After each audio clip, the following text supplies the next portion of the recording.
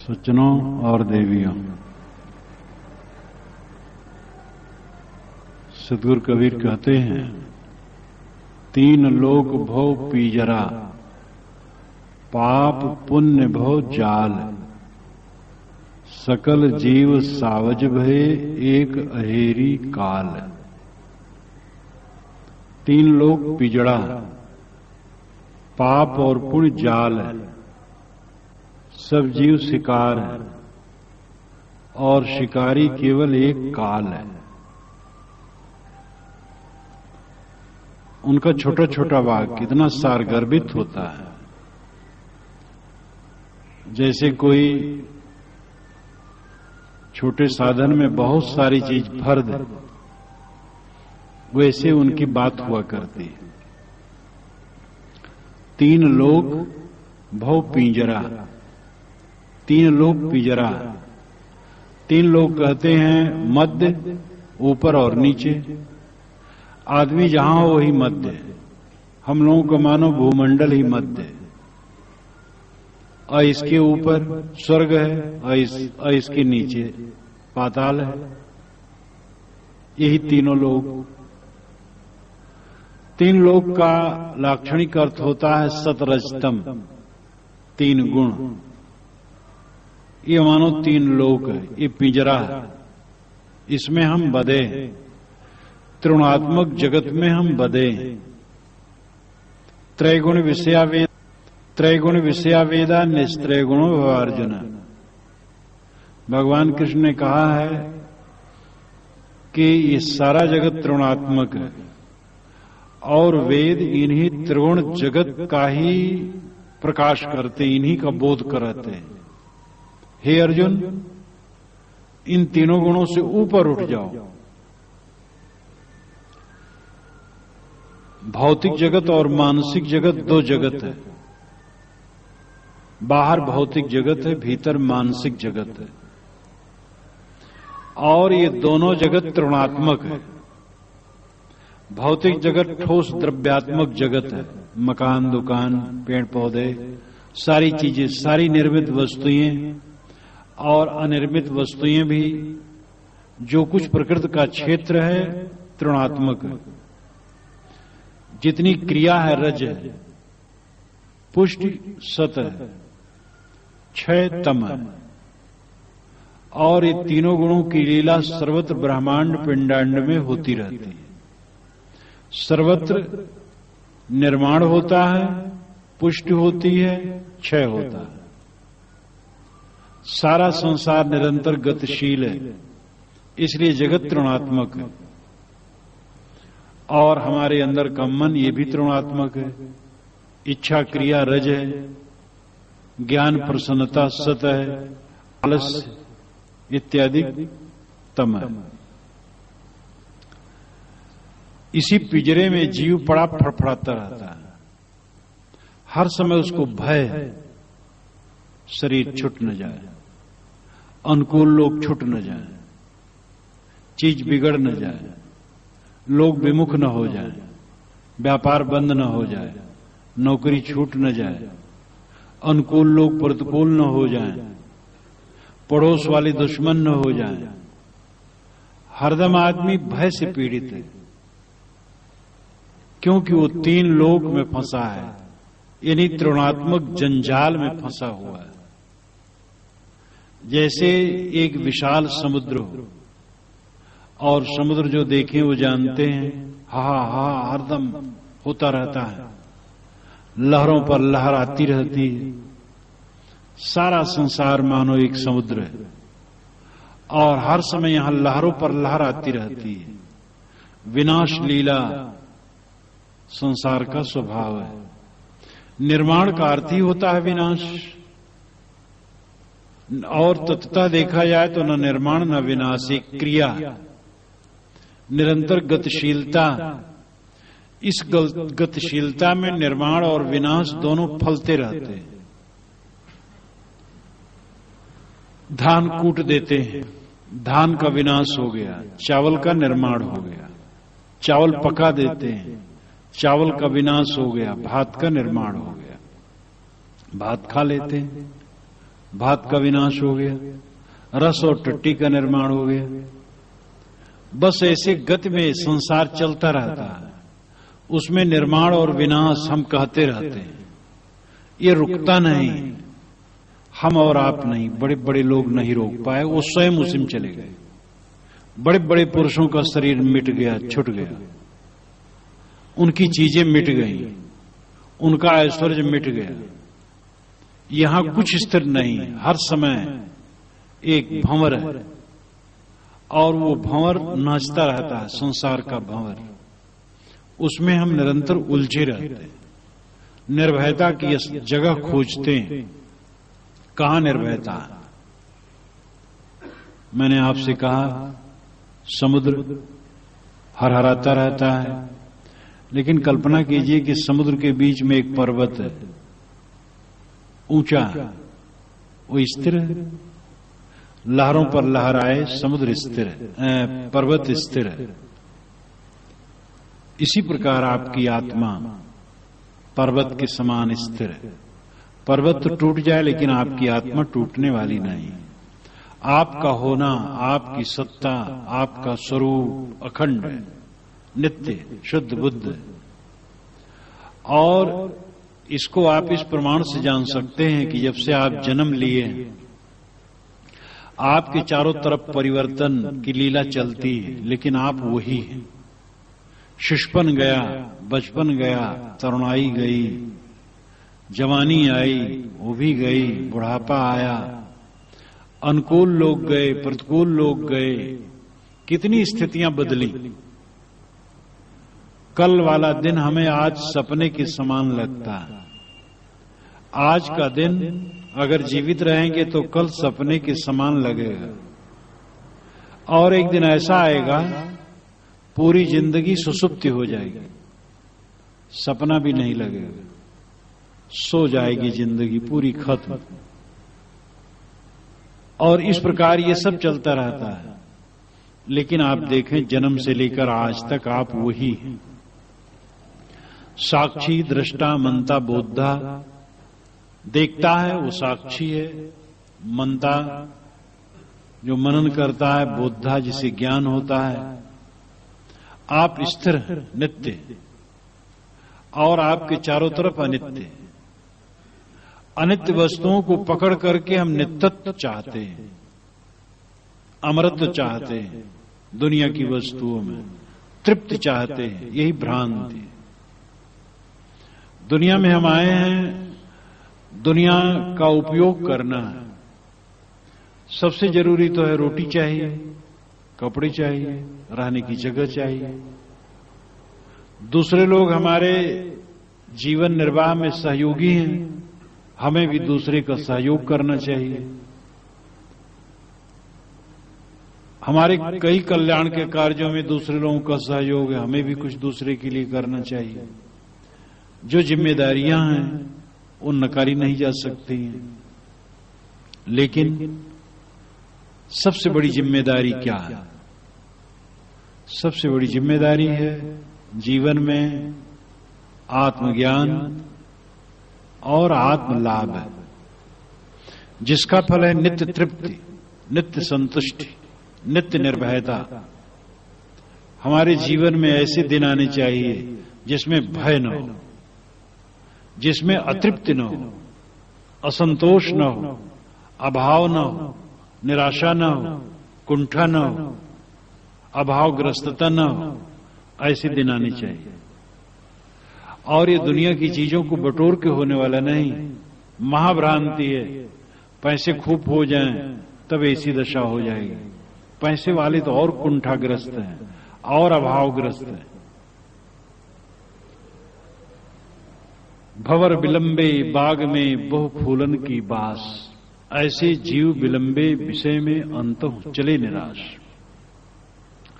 भंवरे बाग में बहुत फूलों की सुगंधि में बिलम जाते, मोह जाते हैं। ऐसे जीव इस संसार में आकर के विषयों में बिलम जाते हैं और फल क्या होता है? अंतः चले निराश। संसार में मोहने का मतलब है निराशा। बच्चे में मोह, कुछ दिन के बाद निराशा तो हाथ लगनी ही है। बच्चा जैसे कोमल है, मधुर है, सुंदर है, वैसे नहीं रह जाएगा, रूखा हो जाएगा। शरीर ही नहीं, मन भी रूखा हो जाएगा, विपरीत भी हो सकता है। वैवाहिक दिन में पति और पत्नी के प्रति जो निरंतर आपस में आकर्षण है, कुछ दिन में वो नहीं रहेगा, बूढ़े बूढ़ी हो जाएंगे, एक दूसरे को ताकना भी पसंद नहीं करेंगे। जहां कहीं भी हम आकर्षित होते हैं, चाहे यश में, सम्मान में, चाहे स्त्री या पुरुष में, रुपए पैसे में, भोग वस्तुओं में, कुछ दिन के बाद उससे केवल निराशा हाथ में आनी है, पक्की बात। हमारा मन जितना बाहर रमेगा उतना अंदर सूना सूना उसको होना है। जितना बाहर से अंदर लौटेगा उतना अखंड खजाना पाएगा। जो स्वाभाविक संपत्ति है आत्मधन, वो पाएगा, जिसमें निराशा नहीं, कुंठा नहीं, अभावग्रस्तता नहीं, भय नहीं, संताप नहीं, नित्य तृप्ति और नित्य आनंद है। वह स्थित अंतर्मुख होने पर पाएगा। लेकिन अंतर्मुख होना बड़ा बंधन लगता है, बड़ा भय लगता है, बड़ा अटपटा लगता है, समझ में ही नहीं आता है। जहां समझ बने वैसी जगह लोग बैठना ही नहीं चाहते, वैसी पुस्तक पढ़ना नहीं चाहते। समुद्र के बीच में जैसे एक पर्वत हो, समुद्र तरंगायित है लेकिन पर्वत स्थिर है। इसी प्रकार ये चारों तरफ सब कुछ तरंगायित है, सब कुछ क्षणिक है। किसी चीज पर विश्वास नहीं किया जा सकता है। अभी है, कब तक रहेगा कुछ पता नहीं। प्यारे से प्यारे लोगों को घर में से निकाल करके बाहर ले जा करके आग में रख देना पड़ता है, मिट्टी में गाड़ देना पड़ता है, पानी में फेंक देना पड़ता है। ये मजबूरी हमारे और आप और पूरी दुनिया के लिए। यहां पर क्या स्थिर है? और इसलिए बाहर की चीजों में मन डुबा करके निर्भयता और शांति और तृप्ति कैसे हो सकती है? सब कुछ की क्षणभंगुरता निरंतर देखने वाला भयभीत नहीं होता। जो पहले से उसको जानता है, भय किस चीज का? साहब कहते हैं 3 लोक भो पिंजराए। साहब कहते हैं 3 लोक भो पिंजराए, 3 लोक पिंजरा। इस सारा संसार एक पिंजड़ा, हम उसमें फंसे हुए हैं। सतरजतम, ये तीनों गुण पिंजरा। अब इसमें यह भी विचार करने की जरूरत है, तीनों गुणों की जरूरत है। त्रिगुणात्मक शरीर है, त्रिगुणात्मक विश्व है, त्रिगुण का उपयोग है, विवेक से जीना है। सतोगुण प्रशंसनीय है, ज्ञान और प्रसन्नता उसमें है। लेकिन तमोगुण की भी जरूरत है, जिसमें आलस्य और निद्रा है। ये प्रकाश जल रहा है, ये सतोगुण है। लेकिन सोनिक समय होगा तो इसको बुझा देंगे, तमोगुण आ गया। और तमोगुण की जरूरत है। नींद आना है, तमोगुण की जरूरत है। अंधकार कर देना है, मजबूरी होती है। जहां प्रकाश रहता ही है तो आदमी कई परत का रूमाल करके अपने आंखों पर रख लेता है, राहत आ जाती, नींद आ जाती है। इसलिए तमोगुण की भी जरूरत है, रजोगुण की भी जरूरत है। मैं इस समय रजोगुण में बरत रहा हूं, बोल रहा हूं, बोलना क्रिया है और ये रजोगुण है। भले ये सत के लिए है लेकिन क्रिया तो रज है, क्रिया मात्र रज है। रजोगुण की भी जरूरत है, सतोगुण की भी जरूरत है, तमोगुण की भी जरूरत है। अंतर्मुख होना तो चाहिए ही, बहिर्मुखता की भी जरूरत है।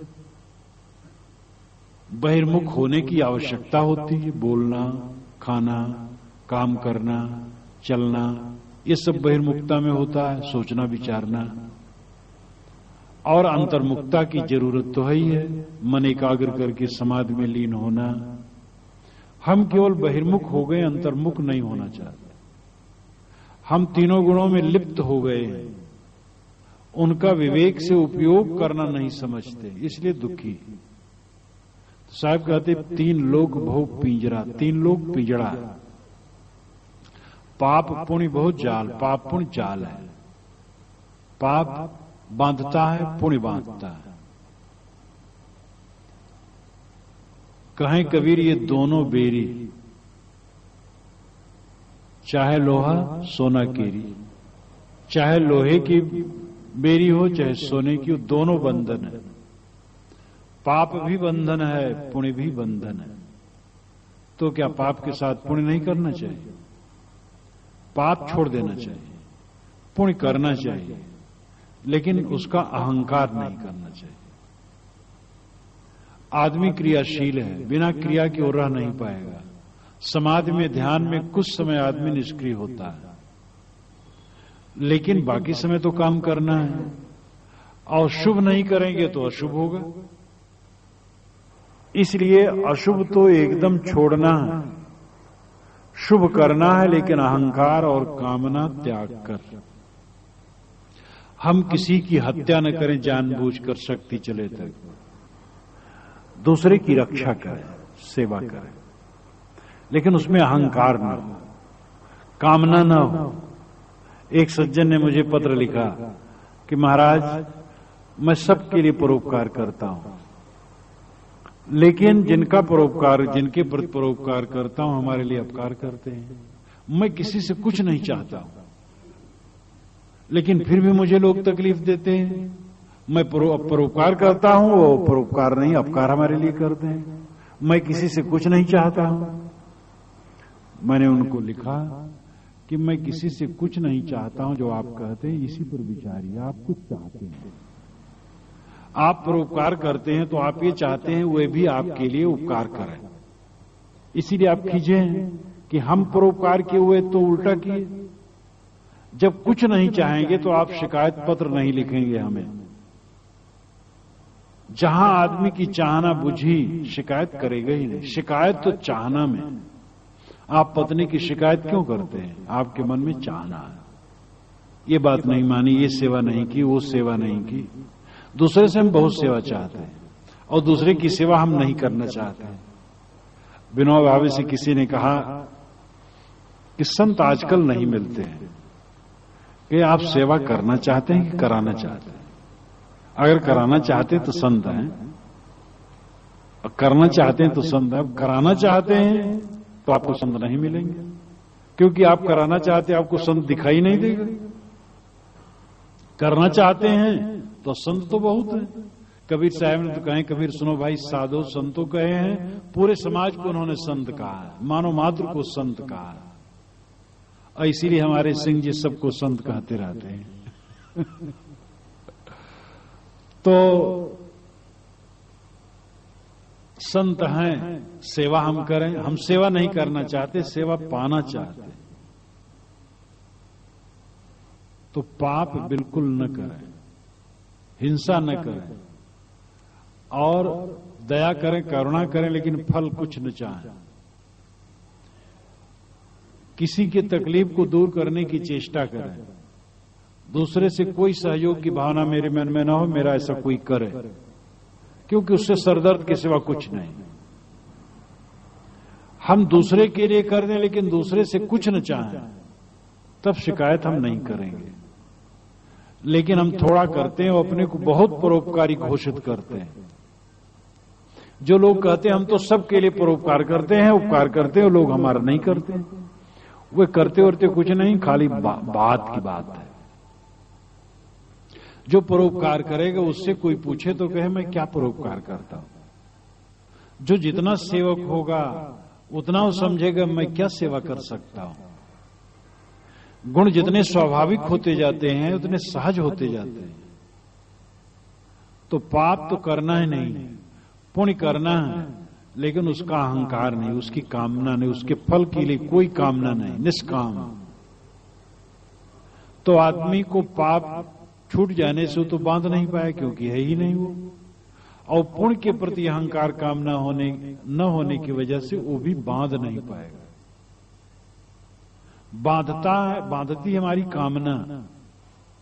तो पाप पुण्य बहुत जाल, सकल जीव सावज बहे, सावज, हम लोग सावज हैं। सावज शिकार, और एक हेरी काल, काल शिकारी है। काल के दो अर्थ हैं, एक समय काल है और एक अविवेकी मन काल है। समय काल सबको छीन करता है और सब धीरे धीरे आखिरत की तरफ जा रहे हैं। वो कोई बुरा नहीं है। आदमी जितना ज्ञान की तरफ बढ़ता है, मौत उसको प्यारी लगती है। देहाभिमान में जितना डूबा है, मौत उसको भयदायक है। आत्मज्ञान में जितना लीन होता है, मृत्यु उसके लिए प्रियकर है। पूर्ण आत्मज्ञान में लीन पुरुष मृत्यु की प्रतीक्षा करते हैं, मृत्यु को प्रिय मानते हैं। उन्हें मरना जीना कुछ नहीं। वे तो ऐसी स्थिति में स्थित है जो नित्य है। आत्मा नित्य है, वही मैं हूं। साहब ने कहा राम मरे तो हम भी मरेंगे। जब राम नहीं मरते हम कैसे मरेंगे? तो वो राम आत्मा को मानते हैं। और वो ऋषि मुनि सब यही कहते हैं। सबके दिल में जो बैठा है राम, वो नित्य शुद्ध बुद्ध है, वही आपका आपा है। वो मरता नहीं। वाणी से कहने और सुनने से तो ऐसा बोध नहीं होता है, लेकिन जब ऐसी रहनी जीवन में आने लगती है और ऐसी रहनी जब पक्की हो जाती है, मरना वरना कुछ नहीं लगता है। निर्भयता आ जाती है, तृप्ति आ जाती है। तो मृत्यु तो कोई दुखद नहीं, और मृत्यु तो पक्की बात है। जन्मा है आदमी, मरेगा, चाहे कितना ही वो रजोगुणी हो, मार पैसा बटोरे हो, मांस मार सब में बड़ा मोही हो, तो क्या करेगा? काल छोड़ थोड़े देगा। वो तो जाना है, उससे कोई नुकसान नहीं। लेकिन जो अज्ञान मन है, मन का अज्ञान है, मलिन मन है, ये जो काल है, ये हमारे लिए दुखदायी है। इस काल को जीतना है। यही काल हमें भटकाता है, जो मन का अज्ञान है। हम बैठे हैं और हमारा मन हमें कहां घसीट ले गया, ये हमें देखना चाहिए। अखंड भजन जब होगा तब काम बनेगा। अब अखंड भजन यही है, सब समय मन को देखो। आप बिस्तर पर बैठे हो, मन कहां? आप लेटे हो, मन कहां? पूजा में बैठे हो, लेकिन मन कहां है? जहां मन है वहीं आप हैं। जो मन की दशा है वही आपकी दशा है। मन की दशा दिव्य होनी चाहिए। मन में उलझ करके लोग बहुत पीड़ित हैं, चिंतित हैं, हरदम परेशान हैं। और जिनका मन और कमजोर होता हो तो और दुखी हो जाते हैं। घात प्रतिघात जीवन में निरंतर लगते। घात प्रतिघात से कोई बच नहीं सकता है। दुनिया के महापुरुषों का जीवन देखो, कितने घात प्रतिघात सहे। जो घात प्रतिघात में कभी चोट नहीं खाता, व्याकुल नहीं होता, पीड़ित नहीं होता, अडिग रहता है, वह संसार में कुछ करता है। और वही कुछ होता है। नदियों में पत्थर टूट टूट के गिरते हैं, रास्ते में टकराते हैं, टकराते टकराते वे इतने चिकने हो जाते हैं कि भावुक लोग उनको भगवान मान करके पूजने लगते हैं। जो टकराएगा नहीं, चिकना नहीं होगा। प्रतिकूलता आए बिना जीवन निखर नहीं सकता। हमारा मन ऐसा दृढ़ होना चाहिए, कभी हम व्याकुल न हो। प्राणियों की रागद्वेष करने से व्याकुल न हो, परिस्थितियों की विषमता से व्याकुल न हो, शरीर में रोग व्याधि लगने से व्याकुल न हो, किसी स्थिति में व्याकुल न हो। ये सब मरा हुआ रहता है। जिसमें हम व्याकुल होते हो मानो मरा हुआ है, समझ नहीं पाते हैं। आज का दिन समाप्त हो जाएगा, मर जाएगा।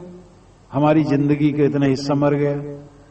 अब आप ख्याल कीजिए, आप जब 5 वर्ष के थे, 10 वर्ष के थे, 15 वर्ष के थे, 20 वर्ष के थे, 25, 30, 35, 40, तब जो दृश्य था आज क्या, वो सब मरा है।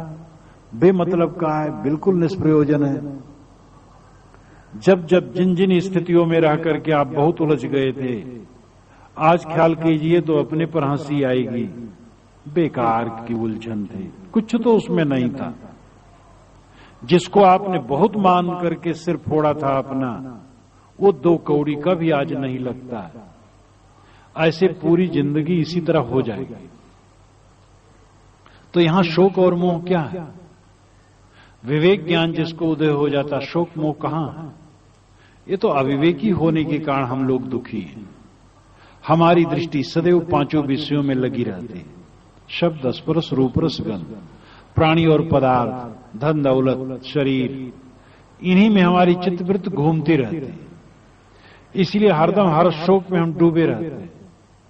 इससे ऊपर उठे, आत्मा में पहुंचे, आत्मलीन हो, तो हमारे शोक मोह जाएं। तो इसलिए जो काल है वो मन का अज्ञान है। वो काल शिकारी है, वो हमारा शिकार करता है। जिस समय हमारा मन अव्यवस्थित है, उस समय हम काल के फंदे में, काम चिंतन, क्रोध चिंतन, द्वेष चिंतन, घृणा चिंतन, ईर्षा चिंतन, मोह चिंतन, भय चिंतन, चिंता चिंतन, चिंता और शोक में पीड़ित हैं। ये दोनों काल से ग्रसित है।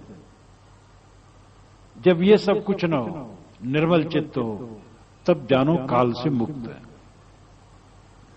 हर व्यक्ति को अपने काल को देखना चाहिए। हमारे अंदर में काल की प्रक्रिया, कल काठी कालू घुना, जतन जतन घुन खाए, काया मध्य काल वसत है, मरम न काहू पाए। साहब कहते हैं शरीर कल मानो लकड़ी की है, कल काठी कालू घुना, ये कलहपूर्ण कमजोर काठी, काठ की बनी हुई, और उसमें कालू राम घुन बन करके लग गए।